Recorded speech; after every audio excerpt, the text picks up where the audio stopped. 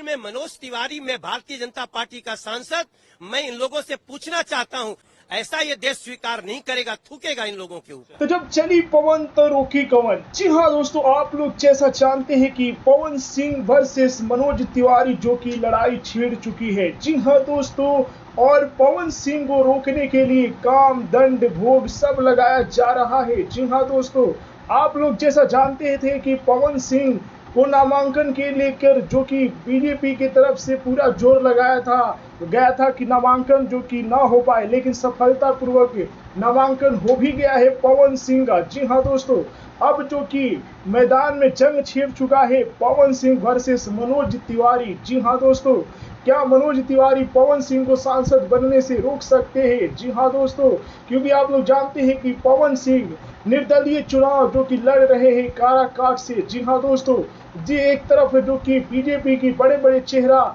जो कि पवन सिंह की रोकने की साजिश रच रहे हैं, लेकिन पवन सिंह अकेले ही सब पर भारी है। जी हाँ दोस्तों, और पवन सिंह लगातार जनता के बीच जा के कह भी रहे हैं कि जो मैं विकास करूंगा वो कोई नहीं कर सकता है। जी हाँ दोस्तों, क्या लगता है कि पवन सिंह सही है या मनोज तिवारी? अपना राय हमें कमेंट में जरूर बताइएगा।